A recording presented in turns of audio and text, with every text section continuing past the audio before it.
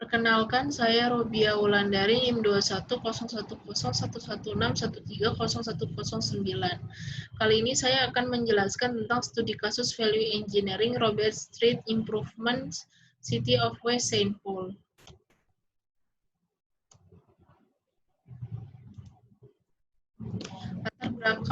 Latar belakang proyek. Jalan Robert adalah fasilitas jalan raya utama yang dimiliki oleh MNDOT dan menyediakan jalan raya utara-selatan utama untuk bagian selatan St. Paul. Jalan diklasifikasikan sebagai jalan arteri sekunder. Segmen Mendota RD Butler Avenue adalah jalan raya 5 jalur yang tidak dibagi dengan tidak ada parker di jalan. Studi ini dilakukan pada 10–13 September 2013. Proyek ini berada pada 60% desain pada saat dilakukan penelitian atau studi. Ruang lingkup studi Value Engineering. Ruang lingkup studi Value Engineering adalah untuk memverifikasi atau meningkatkan konsep yang diusulkan untuk proyek tersebut. Untuk menyelesaikan ini, tim rekayasa nilai menerapkan prinsip dan mempraktikkan rencana kerja VE, melakukan tinjauan dan analisis menyeluruh terhadap proyek, bertukar pikiran dan evaluasi kemungkinan peluang perbaikan, menggunakan pandangan baru untuk mencari pendekatan baru atau inovasi untuk konstruksi, pendirian konstruksi, dan pengendalian lalu lintas. Lalu identifikasi potensi nilai tambah dan peluang penghematan biaya. Deskripsi proyek. Robert Street adalah rute transportasi udara utara atau selatan utama melalui jantung kawasan bisnis komersial di West St. Paul.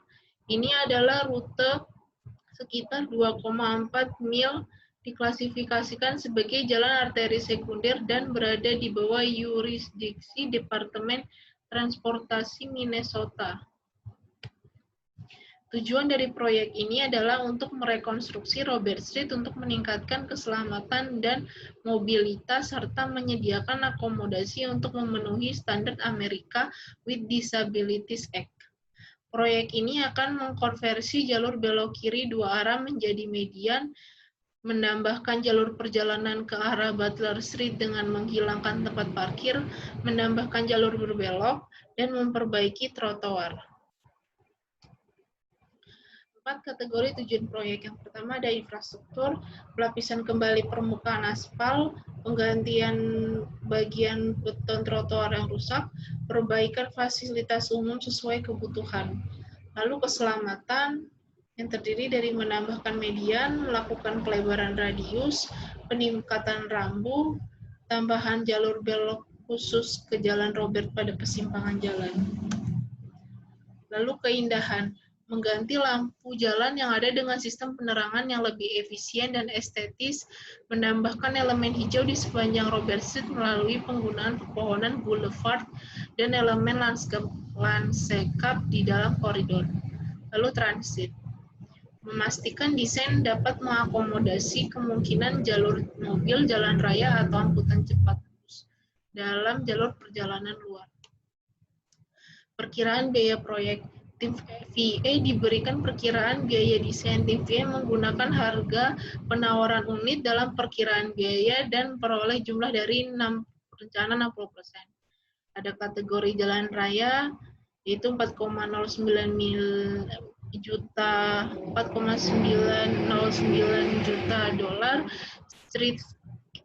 streetscape itu 4,06 juta dolar, sinyal lalu lintas 1,93 juta dolar, lalu selokan air 1,88 juta dolar, pipa air 1,31 juta dolar, probability 1,14 juta dolar, mobilisasi 0,75 juta dolar, selokan sanitasi 0,65 juta dolar, lalu lintas atau pengendalian erosi 0,45 juta dolar, dinding penahan 0,22 juta dolar. Total konstruksinya 16,47 juta dolar.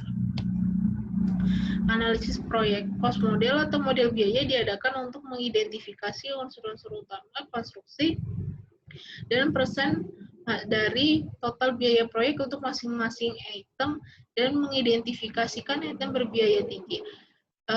Di sebelahnya ada gambar dari model biaya Robert Street. Atribut kerja. Atribut kinerja merupakan bagian integral dari proses rekayasa nilai. Kinerja setiap proyek harus ditentukan dengan benar dan disetujui oleh tim proyek, tim VA, dan pemangku kepentingan pada awal studi masing-masing. Atribut ini mewakili aspek lingkup dan jadwal proyek yang memiliki berbagai potensial. Tim VA bersama dengan tim proyek mengidentifikasi dan mendefinisikan atribut kinerja untuk proyek ini dan kemudian mendefinisikan konsep dasar yang berkaitan dengan atribut ini. Atribut kinerja berikut digunakan selama penelitian untuk mengidentifikasi, mengevaluasi, dan mendokumentasikan ide dan rekomendasi. Berikut atribut kerja. Yang pertama ada mainline operation atau operasi arus utama. Definisinya itu penilaian operasi lalu lintas dan keselamatan Jalan Roberts dalam batas-batas proyek, meliputi tingkat pelayanan relatif terhadap proyek lalu lintas selama 20 tahun, serta pertimbangan geometris seperti kecepatan desain, jarak penglihatan, jalur, dan lebar bahu. Lalu ada local operation atau operasi lokal, ada pemeliharaan, lalu ada dampak konstruksi, ada dampak lingkungan, ada juga jadwal proyek.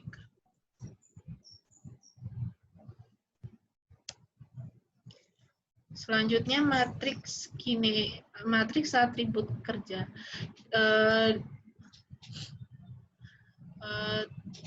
Matriks atribut kerja terdiri dari mainline operasi, operasi lokal, perawatan, dampak konstruksi, dampak lingkungan, sama jadwal proyek. Untuk mainline operation-nya itu 26,2%, lokal operasinya itu 26,2%, perawatannya itu 14,3%, dampak konstruksinya 14,3%, dampak lingkungannya 4,8%, jadwal proyeknya 14,3%. Analisis fungsi. Fungsi didefinisikan dalam pernyataan kata kerja, kata benda untuk mengurangi kebutuhan proyek di tingkat paling unsurnya, mengidentifikasi fungsi elemen desain utama proyek, memungkinkan pertimbangan yang lebih luas tentang cara alternatif untuk mencapai fungsi tersebut. Fungsi utama yang diidentifikasi oleh tim adalah yang pertama mengurangi konflik, mengurangi tabrakan, meningkatkan citra koridor, mengakomodasi pengguna, terus mengurangi kemacetan, meningkatkan mobilitas, mengurangi biaya perawatan, yang terakhir meningkatkan vitalitas ekonomi.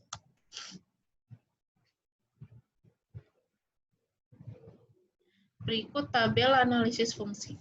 Yang pertama itu ada jalan raya, kata kerjanya menahan atau menyediakan, kata bendanya beban atau tempat, biayanya 4,09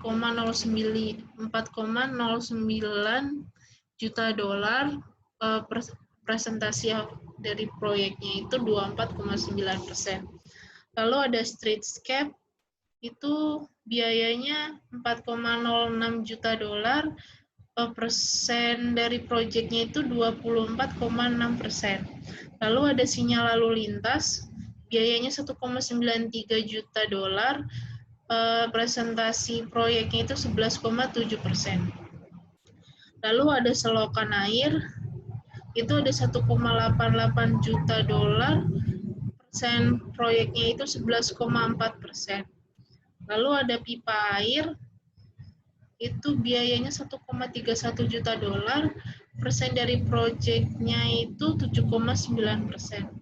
Itu ada kontingensi, itu 1,14 juta dolar, persen dari proyeknya itu 6,9%. Lalu ada mobilisasi, biayanya 0,75 juta dolar, persen dari proyeknya itu adalah 4,6%. Lalu ada selokan sanitasi,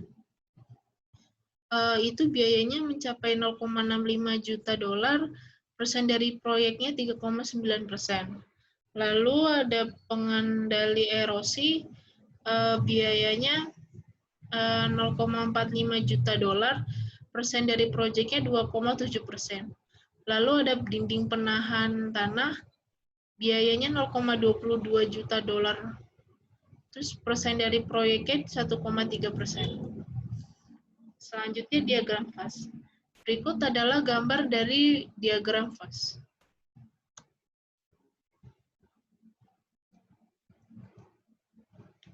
Lalu spekulasi. Pemeliharaan lalu lintas untuk semua koridor. Satu lajur setiap arah tanpa jalan alternatif, tanpa tanda, tidak boleh belok kiri.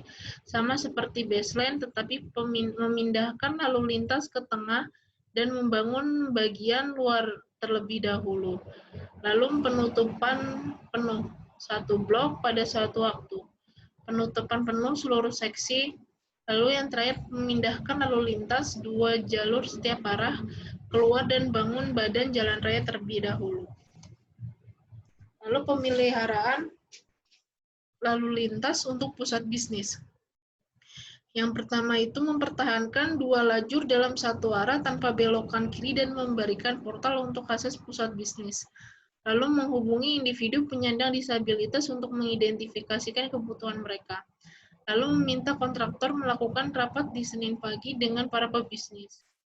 Yang ketiga ada pemindahan utilitas, yang terdiri dari menghilangkan pekerjaan utilitas bawah tanah sebagai sebagian dari proyek. Meminta pekerjaan air bersih dimulai lebih awal dengan kontrak terpisah. Yang ketiga, menggunakan penggalian bersama untuk semua pekerjaan kering di bawah trotoar. Lalu pekerjaan utilitas selesai pada 2014 sebelum pekerjaan jalan dimulai. Selanjutnya meningkatkan kapasitas konstruksi. Yang pertama memperluas ROW hingga 100 kaki. Lalu menggunakan penutupan jalan penuh, lalu menutup jalan samping selama konstruksi. Selanjutnya menggunakan kontrak terpisah untuk merelokasi utilitas. Lalu selanjutnya menyederhanakan proses persetujuan untuk memulai konstruksi lebih awal pada tahun 2014. Selanjutnya evaluasi. Evaluasi yang nomor 79 sama 13 14 itu pemeliharaan lalu lintas seluruh koridor. Deskripsinya itu yang untuk nomor 7 menghilangkan penghalang sementara. Kemungkinan perawatan A+B mempersingkat durasi proyek.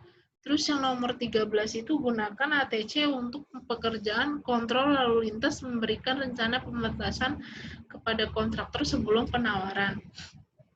Yang nomor 14 itu gunakan nilai terbaik proses penawaran. Terus yang nomor 20 itu pemeliharaan lalu lintas untuk usaha. Kontraktor melakukan pertemuan Senin pagi dengan pebisnis selama konstruksi.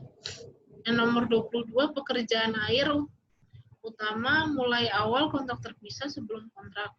Yang nomor 24, pekerjaan utilitas selesai terlebih dahulu sebelum pekerjaan jalan dimulai. Yang nomor 32 itu peningkatan kemampuan pembangunan, yaitu melalui pertemuan peratawan untuk membahas proyek dengan pemegang rencana. Untuk rating semuanya itu 4. Nah, nilai peringkat itu yang ditunjukkan itu nomor 5 peluangnya besar, nomor 4 peluangnya baik, nomor 3 pertimbangan desain, yang nomor 2 pengurangan nilai minor, yang nomor 1 pengurangan nilai minor, dan 0 kesalahan besar.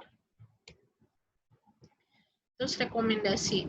Hasil penelitian ini disajikan sebagai rekomendasi individu untuk proses, konsep, atau garis dasar asli. Setiap rekomendasi terdiri dari ringkasan, garis dasar, deskripsi rekomendasi, daftar kelebihan dan kekurangannya, dan narasi singkat yang mencakup justifikasi, sketsa, foto, asumsi, dan perhitungan jika memungkinkan yang dikembangkan oleh tim VA. Ukuran kinerja dihitung berdasarkan peringkat. Pada skala 1-10, keseluruhan proyek terhadap masing-masing kriteria ketimbang untuk sampai pada skor total. Peringkat kali bobot dan total untuk semua kriteria ditambahkan bersama-sama. Lalu perbedaan antara rekomendasi dan baseline dinyatakan sebagai persentase. Perbandingan biaya mencerminkan tingkat rincian yang sebanding seperti dalam perkiraan yang diberikan kepada tim VA. Lalu rekomendasi VE nomor 1, menggunakan traffic barrels. Garis dasarnya itu penghalang beton pracetak akan ditempatkan di sepanjang zona kerja dalam setiap tahap untuk memisahkan pekerja dari lalu lintas. Rekomendasinya itu menggantikan pembatas beton dengan traffic barrels. Penghematan biayanya mencapai $200.000.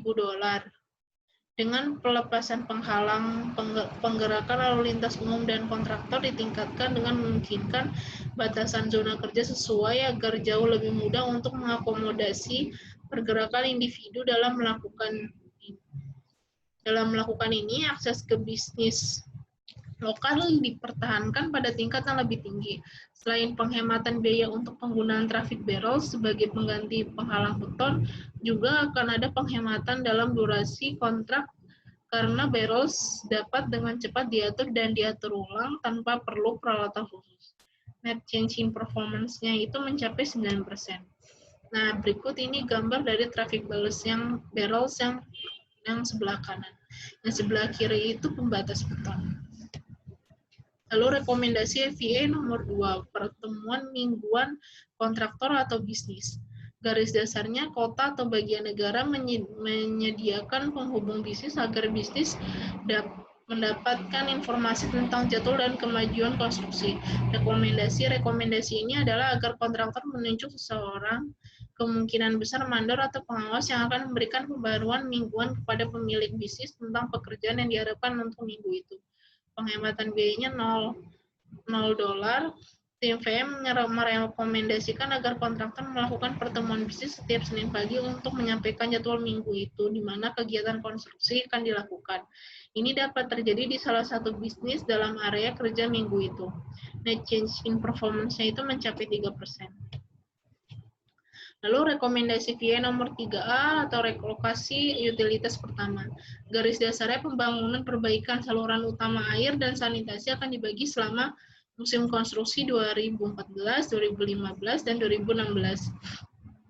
Rekomendasi mengembangkan urutan pekerjaan atau ketentuan kontrak kerja urutan pertama yang mengharuskan penyelesaian pekerjaan utama air bersama dengan pipa saluran pembuangan sanitasi yang diusulkan dan pergantian lubang sebelum memulai pekerjaan dalam bagian proyek tersebut. Nah, berikut gambar dari rekomendasi VE nomor 3A atau relokasi utilitas pertama. Rekomendasi ini untuk mengembangkan urutan pekerjaan atau ketentuan kontrak kerja urutan pertama yang memerlukan penyelesaian instalasi pipa saluran pembuangan yang baru, lubang sanitasi, saluran air, dan sambungan layanan sebelum memulai pekerjaan lain dalam bagian proyek tersebut. Ini akan menyelesaikan pekerjaan utilitas utama pada musim 2014 sebelum semua aktivitas konstruksi lainnya dan akan menghilangkan kebutuhan akan rute memutarkan selama musim pertama konstruksi. Lalu rekomendasi selanjutnya. Rekomendasi ini kemungkinan akan menarik bagi bisnis lokal meskipun akan mencakup beberapa kali saat aktivitas konstruksi di depan bisnis mereka. Rekomendasi ini akan mempertahankan operasi lalu lintas saat ini. Di sepanjang Robert Street melalui tahun pertama konstruksi, rekomendasi ini juga mungkin menarik bagi otoritas transit. Lalu ada rekomendasi VE nomor 3B, mitigasi risiko utilitas kontrak terpisah. Ini asumsinya, laju produksi harian untuk instalasi air, utama meliputi penggalian, pemasangan pipa, dan penimbunan kembali parit seperti yang disediakan dalam tim proyek. Pekerjaan di jalur utama ini bisa melebihi 200 kaki linear per hari tergantung pada konflik dengan utilitas lain, atau diskusi sesuai diskusi dengan Saint-Paul Regional Water Service. Yang kedua, pemberian kontrak terpisah untuk menyelesaikan pekerjaan penggantian instalasi utama air akan memungkinkan kontraktor utama untuk fokus pada penyelesaian pekerjaan ini, dan koordinasi dengan layanan air wilayah Saint-Paul akan diselesaikan dalam 1 musim daripada diperpanjang selama 3 musim. Pengujian pipa baru dapat diselesaikan dalam hari kerja kontrak. Lalu, parit dapat ditutup sementara dengan pelat baja untuk setiap penggalian baru di dalam jalan raya untuk mengakomodasi kegiatan pemasangan dan pengujian. Lalu, layanan dapat dipertahankan untuk semua pelanggan saat ini dengan usulan lokasi saluran air baru. Nah, ini kalkulasinya. Jumlah hari kerja berdasarkan kegiatan instalasi sebagaimana tersebut di atas adalah 157 hari kerja berdasarkan pendekatan instalasi linier dan tidak memperhitungkan kegiatan kerja rangkap.